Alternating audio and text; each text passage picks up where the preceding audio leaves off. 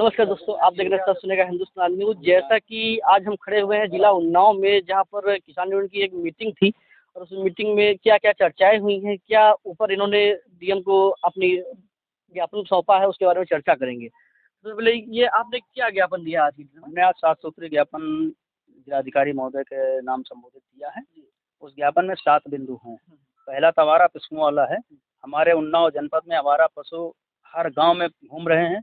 कई बार लिख के दिया जा चुका है, लेकिन प्रशासन अनसुनी कर रहा है। प्रशासन नहीं, मैंने आज लिख के दे दिया। अगर प्रशासन इस पर कोई कार्रवाई नहीं करता है, अगर आवारा पशुओं को अपने गौशाले में गौआश्रय में बंद नहीं करता है, तो हम धरना प्रदर्शन कर आंदोलन करेंगे।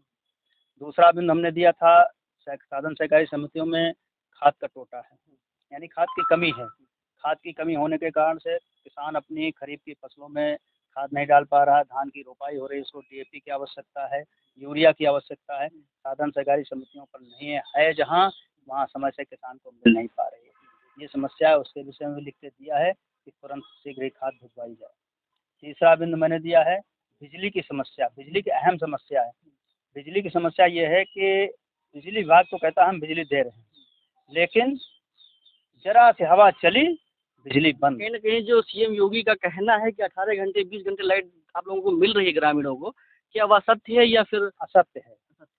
क्योंकि जिस समय कभी-कभी तो 18 घंटे मिलती है सप्ताह में 1 दिन, और 6 दिन ऐसे चले जाते हैं कि शायद 2 घंटे भी मिलना मुश्किल हो जाता है। किसी दिन तो बिल्कुल ही बिजली नहीं आती।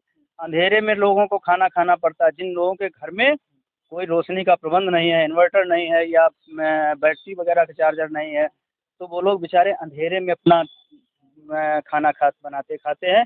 यहाँ तक कि जब सरकार ने मिट्टी का तेल बंद कर दिया है, तो बिजली ही उसको पर्याप्त मात्रा में दे। शासन ने 18 घंटे बिजली तो दे कह दिया, लेकिन 18 घंटे के 8 घंटे भी नहीं दे रहा है। तो इसलिए सबसे बड़ी समस्या बिजली की है। इस बिजली की समस्या को लेकर के हमने 21 मई को एक ज्ञापन में लिख के दिया था। हमारे एक्शन साहब ने जो है मध्यांचल एक्शन ने लिख के मुझे मेरे पास एक पत्र भेजा है। उसमें उन्होंने कहा है कि बिजली व्यवस्था दुरुस्त हो रही है। कैसे दुरुस्त होगी, कब होगी, ये कोई पता नहीं कब दुरुस्त करेंगे। आज 2 महीने हो गया, 2 महीने में वही हाल है जो 21 मई को था, 21 मई में था। कहीं न कहीं आज की डेट में किसी भी ग्रामीण में देखा जाए तो लगभग 40% किसान जो है गाँव छोड़ चुके हैं या सब बाहर की तरफ प्रवाह कर रहे हैं। कहीं न कहीं इसकी रोकथाम के लिए आप लोगों ने क्या नियम या कानून बनाए हैं? देखिए, इसके लिए हमारे ऊपर से जो हमारे राष्ट्रीय अध्यक्ष का राष्ट्रीय नेतृत्व का निर्देश होगा, उसी हिसाब से हम चलेंगे। हम अपना कोई अलग से कोई कानून या अलग से कोई निर्देश नहीं लागू करेंगे। अब जैसे जो पलायन कर रहे हैं, किस कारण पलायन कर रहे हैं, वो समस्या बताएंगे अपनी कि किस कारण से हम पलायन कर रहे हैं, या गाँव छोड़ रहे हैं, जा रहे हैं, कोई बाढ़ में जा रहा है, कोई कहीं जा रहा है, कोई आवारा पशु परेशान कर रहा है, इसलिए पलायन कर रहे हैं। लेकिन हम उस संबंध में भी ज्ञापन मतलब उप जिलाधिकारी महोदय से बात किए हैं।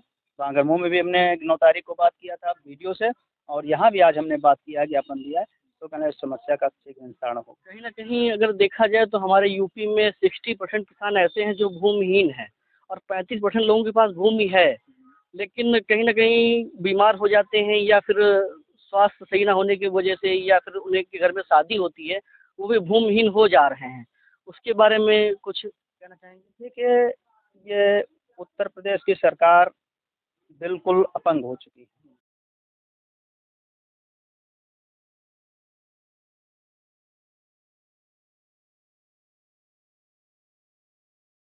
सही है, सुविधा नहीं दे रही है। चाहे वो किसी मामले में ले लीजिए, ना तो एमएसपी लागू कर रही है, ना कुछ कर रही है। जब किसान परेशान हो जाता है तो अपना कभी आय का स्रोत समाप्त उसका हो जाता है, खाने की परेशानी हो जाती है, कहीं कुछ हो जाती है। यही सब समस्याएं हैं। अधिकतर हम जैसे कि मैं पत्रकार हूँ, मैं कई सारे ज़िलों में, ब्लॉकों में, तहसीलों में जाता हूँ। अधिकतर मैं देखता हूँ कि गरीब किसान परेशान होते हैं, पीड़ित होते हैं और दौड़ते रहते हैं पेपर लेकर के।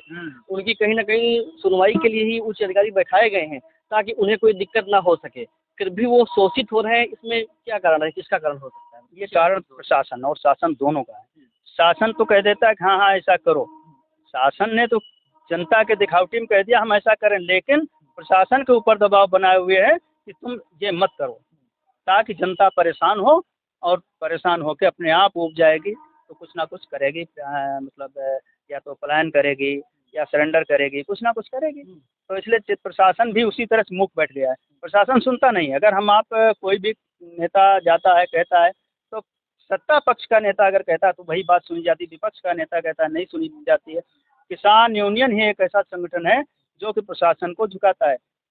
अभी देखे 14 महीने हमारे 13 महीने वहाँ धरना चला था गाजीपुर बॉर्डर पे, और उसके बाद में चुनाव आ गया 2022 में, मोदी जी झुक गए। मोदी जी ने कह लिया हाँ आपकी मांग मानी जाएगी, लेकिन नहीं माने, फिर मुकर गए। आज फिर हमारा वही संकल्प दोहराया जा रहा है। हमारे टिकैत साहब कह रहे हैं कि सरकार किसानों के साथ अनदेखी कर रही है, किसान की बात नहीं सुन रही है, हम फिर पुनः धरना प्रदर्शन कर आंदोलन करेंगे। कहीं न कहीं आज की डेट में जो वोट दिए जाते हैं वो चेहरा देखने के लिए दिए जाते हैं या विकास के लिए दिए जाते हैं? विकास के लिए दिया जाता है वोट, कहीं भी हो।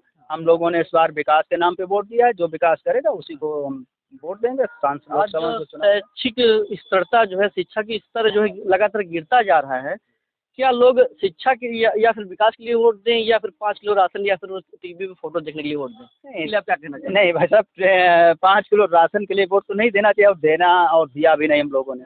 हम लोग जब भी वोट देते हैं तो विकास, शिक्षा और स्वास्थ्य के नाम पे देते हैं। जिसका विकास, शिक्षा और स्वास्थ्य जो हमारे साथ सही काम करेगा विकास, शिक्षा और स्वास्थ्य का, उसी को वोट देंगे।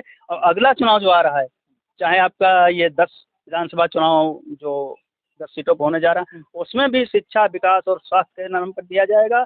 और जो अगला विधानसभा का चुनाव होगा 27 में, उसमें भी हम लोग शिक्षा, स्वास्थ्य और विकास के नाम पे वोट देंगे। जैसे जिस प्रकार हम लोग पुराणों में पढ़ते हैं कि बदलाव सृष्टि का नियम है, क्या उसी प्रकार नेताओं में बदलाव होना चाहिए कि सेम पार्टी, सेम लोग एक-एक घर में 10-10 बार विधायक सांसद रहते हैं, उन्हीं को नियुक्त करना ही जनता की जो है ये मूर्खता है या फिर जनता सही काम कर रही है? नहीं, बदलाव होना चाहिए। चाहे राजनीति में हो, चाहे कहीं भी हो, बदलाव तो होना ही चाहिए। अगर एक ही बार हम उसको चुनते रहेंगे तो मनमानी करेगा। भाई वो तो कहेगा हमको तो जनता बार बार चुन रही है, तो अपने मनमाने ढंग से काम करेगा। इसलिए बदलाव हर 5 साल बाद कर देना चाहिए।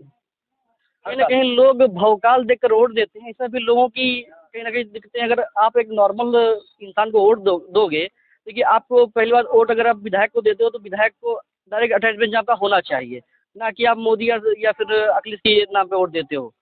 तो उसमें क्या है कि आप भौकाल, अगर भौकाल दिखाकर किसी को दोगे तो भौकाल, उसके भौकाल में पड़े रहोगे। इसमें क्या कहना चाहेंगे? नहीं, मेरा तो मानना ये है कि मैं किसी के भौकाल को देख के वोट नहीं देता हूँ, और न मैं अपने साथियों को इस बात के लिए प्रेरित करता हूँ भौकाल देख के वोट दें।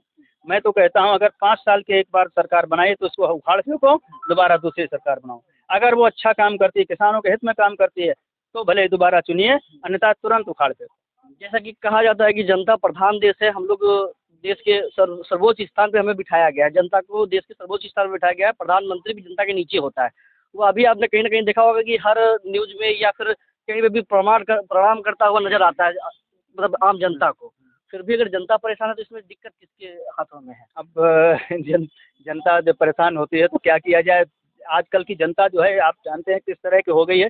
अधिकांश लोग बिकाऊ हैं, टिकाऊ नहीं हैं, और लोग 5 किलो के राशन के उसमें काम कर रहे हैं।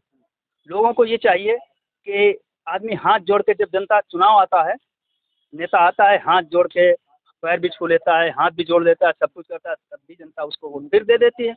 ये नहीं होना चाहिए, ये नहीं होना चाहिए। भले ही आप हाथ जोड़े पैर छुए कुछ भी करें, लेकिन विकास के नाम पर तो वोट देना चाहिए। जो आदमी विकास करे और जो आदमी क्षेत्र का की तरफ देखे, उसको वोट देना आपका चाहिए। पूरा नाम क्या है? ठाकुर प्रसाद यादव, जिलाध्यक्ष भारतीय किसान यूनियन, टिकैत उन्नाव। आपका नाम क्या है?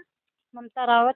आप जनता की कुछ समस्याएं लोगों को बताना चाहेंगी, ऊपर उच्च अधिकारी को बताना नहीं। चाहेंगी? बता दिया इन्होंने। नहीं, मतलब जनता के बीच क्या क्या हो रही है, शायद आप ग्रामीणों तक पहुंचती होंगी। ग्रामीण स्तरीय जीवन किस प्रकार गुजर रहा है, ये आप लोगों को पता होगा। कोई बताना चाहेगा ग्राम स्तर जीवन के बारे में? हाँ? ग्राम स्तर पर लोगों का जीवन किस प्रकार है, इसके बारे में कुछ?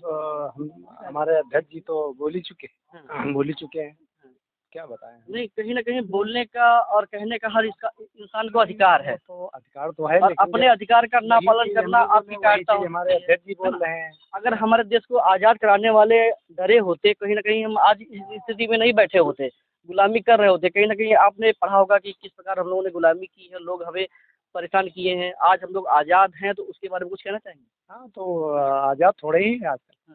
नहीं, अगर जब आपको आज़ादी मिली थी, लेकिन अगर आप गुलाम बनने के कहीं न कहीं कारण इसमें किसका हो सकता है, बताइए? अब इसमें सरकार का कारण है और किसका कारण? नहीं, लोगों की भी कमी हो सकती है। लोगों की कमी क्या होगी, लोग तो लोग वोट हाँ, देते हैं, हाँ, हाँ, कमी है। समझे, कमी तो कर देते हैं, वो तो वोट देते हैं।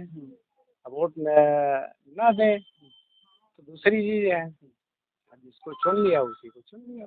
अपना भारत जो लोकतांत्रिक देश है, जिसमें कि हर इंसान को अपना नेता, अपना प्रधानमंत्री, अपना मुख्यमंत्री चुनने का अधिकार है, लेकिन लोग चुनते हैं, कहीं न कहीं उनकी कुछ समस्याएँ हल होती हैं, कुछ नहीं होती हैं। जो समस्या होती है, लेकिन फ़ोकस इंसान को खुद भी करना पड़ेगा।